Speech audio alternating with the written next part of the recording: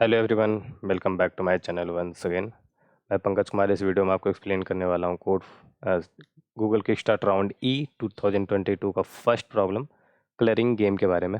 Okay, so before date अगर आप channel पे नए हो तो चैनल को सब्सक्राइब करना। मैं यहाँ पे leet code, code forces and different coding platform पे होने वाले कॉन्टेस्ट की वीडियो ट्यूटोरियल प्रोवाइड करता हूँ। ओके, तो एक बार आप चैनल पे विजिट कर लेना, आपको कंटेंट अच्छा लगे तो डेफिनेटली सब्सक्राइब करते हुए जाना। क्वेश्चन पे मूव करते हैं। क्वेश्चन में दो शख्स है, जॉन एंड एक बॉट है, कंप्यूटर बॉट। इन दोनों के बीच में गेम हो रहा। ठीक है, तो जॉन बेसिकली एक नया गेम डिस्कवर करता है और वो खेल रहा है। इसमें काफ़ी इंटरेस्टिंग इसको गेम लग रही है। इस गेम में क्या है कि टोटल n सेल हैं जो कि लेफ्ट और राइट नंबर्ड हैं 1 से। ठीक है, तो बेसिकली कहना ये चाह रहा कि जो आपका सेल है, यहाँ देखो ये, तो इस तरह सेल जो है आपका, इस तरह सेल आपका, ठीक है, और ये नंबर्ड है 1 2 3 लाइक दैट। ओके, ये हो गया। अब है कि यहाँ पे गेम आगे बढ़ रहा। इनिशियली सारे सेल जो है वाइट हैं, कोई बात नहीं, सही है। एक सेल वैलिड तभी कहलाएगा जब वो वाइट होगा एंड एडजेसेंट उसके सारे सेल जो होंगे वो भी वाइट होंगे, मतलब कोई भी रेड कलर नहीं सेल है। तो यहाँ पे बेसिकली दो तरह के कलर को कंसिडर किया गया, वाइट और रेड।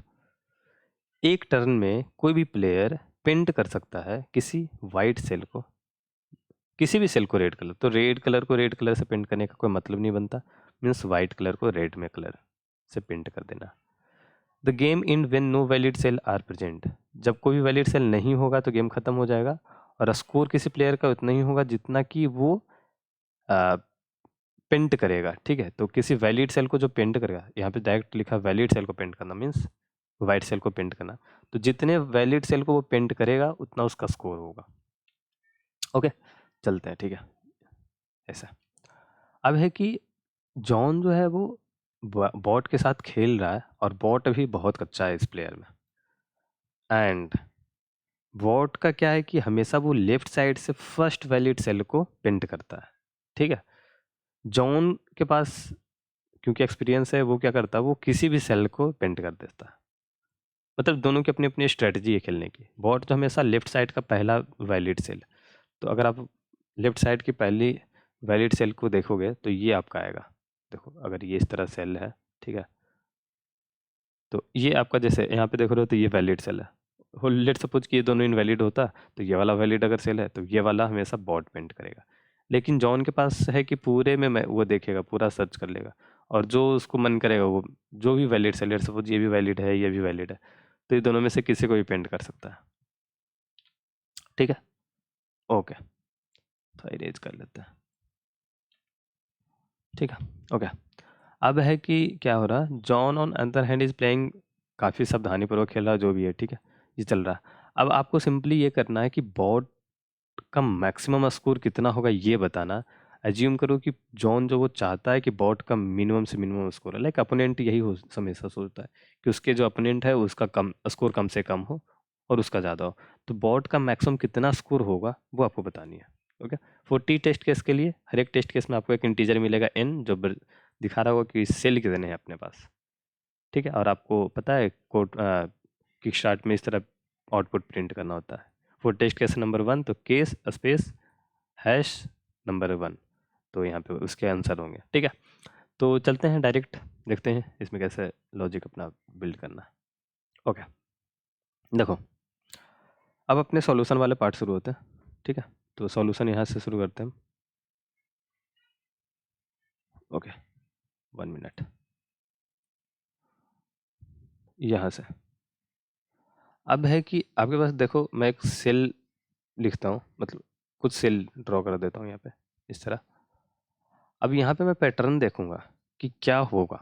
मैं दो स्ट्रेटजी आपको बताऊंगा कि कैसे हो रही है और क्यों एक स्ट्रेटजी जो है वो सही है।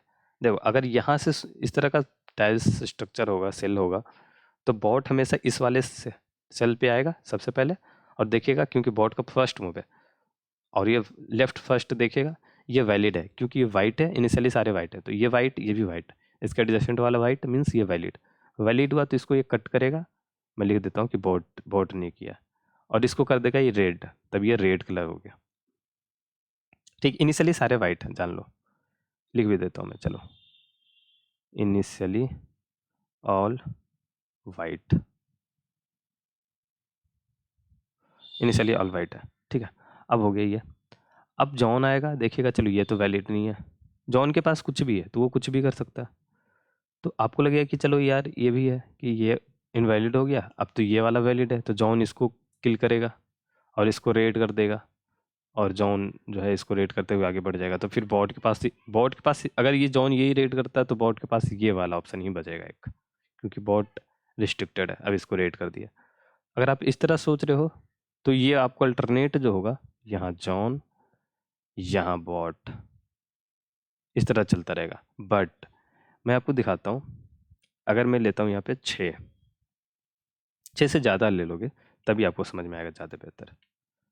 देखो बेसिकली जॉन का स्ट्रेटजी क्या है, क्या होगा, जॉन अपना क्या चाहता है कि बॉट को कम से कम स्कोर मिले।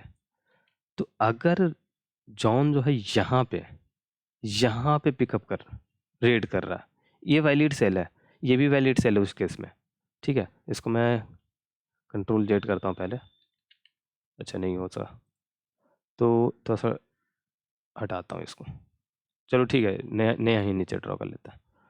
देखो यहाँ पे इस तरह ये बॉट इसको रेड किया, बॉट किया है, ये इनवैलिड हो गया, चलो ये इनवैलिड, ये वाला वैलिड है, ये वैलिड है, सारे वैलिड है। तो जॉन अगर इसको पेंट करेगा तो ये वाला सिर्फ इनवैलिड होगा और बॉट को यहाँ पे अपॉर्चुनिटी मिल जाएगा।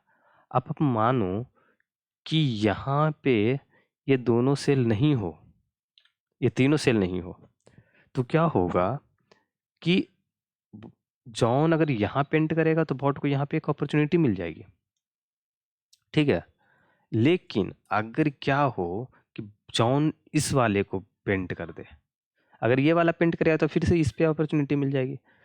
इस दोनों को किल करने के लिए जॉन यहाँ पे इसको रेड कर देगा, तो क्या होगा, इस रेड की वजह से ये भी इनवैलिड, इस रेड की वजह से ये भी इनवैलिड, तो ज़्यादा से ज़्यादा ये इनवैलिड कर पाया, और इस वजह से यहाँ पे देखो तो बॉट को एक ही मूव मिला, जहाँ पे हमें लग रहा था कि 2 मूव होना चाहिए, जॉन ने इस वाले टाइल्स को ना पिक करके ये वाले टाइल्स को पिक कर लिया, तो उसने बॉट के मूव को डिक्रीज कर दिया।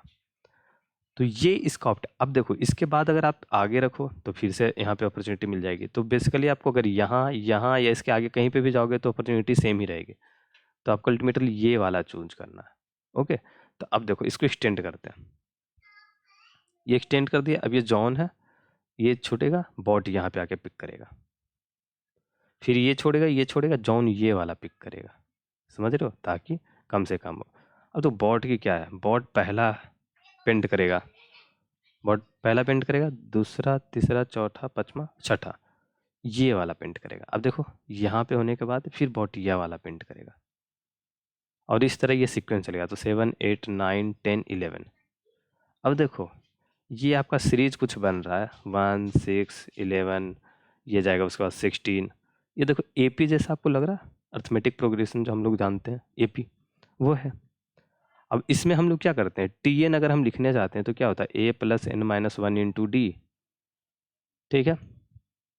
ए आपका basically 1 plus n minus 1 into, मैं फॉर्मूला निकाल रहा हूँ इसके लिए generalise, d is the difference between 2 consecutive term, तो 2 कंसेक्यूटिव टर्म के बीच का डिफरेंस 5 है, तो 5, 5n माइनस 5 प्लस 1, तो यहाँ 4 हो जाएगा, जो कि यहाँ टी एन होगा।